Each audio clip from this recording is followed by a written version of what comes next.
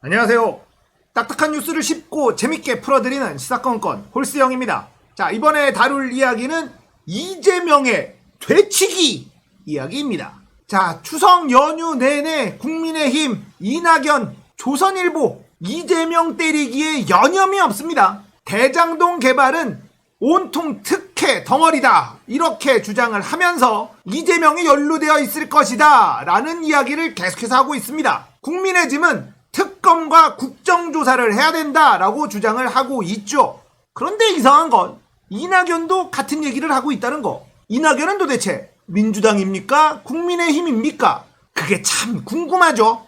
자, 이렇게 전방의 폭격을 맞게 되면 사실 해명하다가 자기 다리에 자기가 걸려 넘어지는 이런 경우가 종종 발생을 합니다. 억울하거든요. 속이 터지거든요. 미치고 팔짝 뛰겠거든요. 그래서 기회가 있을 때마다 이런저런 해명을 하다 보면 스텝이 꼬이게 되고 자기 발에 자기가 걸려 넘어지면서 구설에 오르게 되는 경우가 굉장히 많습니다. 말이 많아지면 그 말 중에 실수하는 꼬투리 하나 잡아서 그걸 또 키우곤 하죠. 하지만 이재명의 내공은 엄청났습니다. 제가 이번 이 대장동 개발 의혹, 이 누명 씌우기 공작, 여기에서 가장 크게 느끼는 건요, 이재명은 오랜 기간 동안 당해왔구나, 그렇게 쌓여있는 이 맷집이 어마어마하구나 라는 걸 느끼고 있습니다.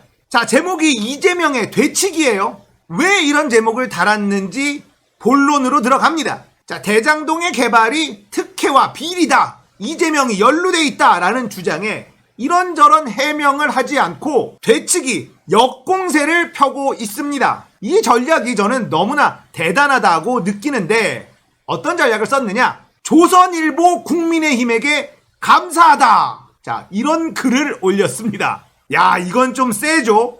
일단 이재명 후보가 이 헤드라인을 뽑는 능력이 아주 좋았어요. 선거운동은요, 심플해야 되거든요.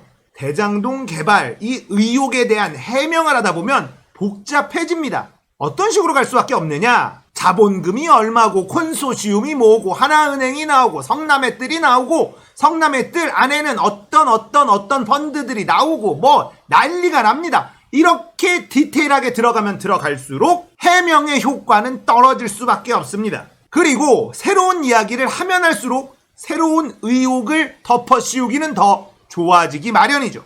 그런데 이재명은 조선일보 국민의힘에게 감사하다라는 말로 시작하는 글을 하나 올립니다. 이재명 후보가 쓴 글 함께 보겠습니다. 조선일보 국민의힘 토건 세력에 감사드립니다. 토지개발 불로소득 노리는 토건 세력, LH의 공공개발 포기시킨 국힘 정치인들, 성남시 공공개발을 지방채 발행 방해로 무산시킨 성남시 국힘 세력, 시장 존중 주창하며 공공개발 막던 조선일보류 보수 언론, 이들이 입을 맞춰 공공개발 이익 100% 환수 못했다고 비난하니 앞으로 공공개발 원칙에 따라 불로소득 개발이익 전부 공공환수해도 반대 못하겠죠. 대장동 개발 이익의 완전한 공공환수는 국힘의 반대로 막히고, 그렇다고 그들 의도대로 민간 개발을 허용할 수는 없어 부득이 민간 투자금으로 공공개발하는 방법을 고안해 그나마 5,503억 원 회수했습니다. 1조 5천억 투자해서 1,800억 추산되던 이익이 4천억대로 는 건 이후 예상 못한 부동산 폭등 때문, 부동산 경기가 나빠졌다면 이익은 더 줄거나 손해봤을 것. 앞으로 법으로 아예 개발이익 불로소득 공공환수를 의무화하고 이를 전담할 국가기관 만들어 전담시키고 부동산 투기 아예 원천적으로 막아 개발이익은 전부 국민께 돌려드리는 개발이익 국민환수제 도입할 수 있게 되었습니다. 토지개발, 부동산 투기를 원천 봉쇄할 수 있어 정말 다행입니다. 부동산 개발이익 국민환수를 토건기득권연합의 저항과 반대 없이 추진할 수 있게 해준 홍준표 등 국힘 정치인들, 조선일보 같은 보수 언론들, 뇌물 주고 개발 인허가 받는 토건 세력 여러분께 진심으로 감사드립니다. 차기 민주정부에서는 국토개발기관의 완전한 공공개발로 불로소득 개발이익 독점은 완전히 사라질 것입니다. 다시 한번 감사드립니다. 토건비리 토지 불로소득이여 영원히 안녕. 이런 글을 올렸습니다. 이재명한테는 이런 공격이 먹히지 않습니다. 이걸 오히려 역공으로 이용을 합니다. 자, 성남시 대장동 개발 의혹 제가 다시 한번 아주 심플하게 정리해 드릴게요. 판교에 대장동이라는 곳이 있어요. 논밭이었는데 여기가 그린벨트였습니다. 남판교 위치인데요. 여기는 개발하면 그냥 무조건 남는 장사. 이곳을 LH가 공공개발을 하려고 했습니다. 하지만 그 당시 새누리당의 신영수라는 의원이 엄청난 압박과 로비를 했고 이게 LH의 공공개발 사업에서 민간 사업으로 바뀝니다. 그래서 그 지역을 다 해먹으려고 했는데 이재명이 덜컥 성남시장에 당선이 된 거예요. 그래서 이걸 막아냅니다. 공공개발로 바꿔요.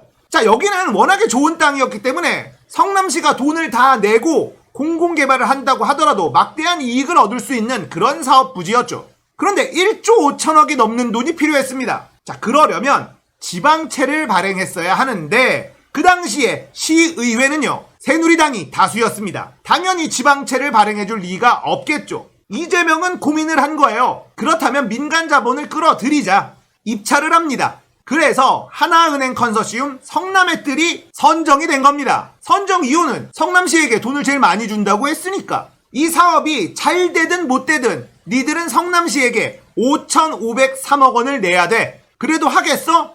이 조건이었어요. 그래서 하나은행 컨소시엄이었던 성남의뜰은 오케이를 한 거고 성남시에게 5,503억 원을 주고도 많은 이익을 남긴 겁니다. 공공영역이 많이 들어간 민관 합동개발 방식이었다는 겁니다. 자, 그렇다면 관은 민간이 어떤 이익을 보든지 터치할 수가 없겠죠. 터치해서도 안 되죠. 이재명 시장은 약속된 돈을 그냥 받아내기만 한 겁니다. 그걸로 터널 짓고 공원 짓고 이런 데 썼어요. 문제될 게 아무것도 없습니다. 성남의뜰은 성남시에게 약속한 돈을 다 지불을 했고 그 외에 나머지로 지들이 사업을 지지고 볶고 굴리고 뭘 하든 얼마를 남기든 성남시는 아무런 권한이 없다는 거.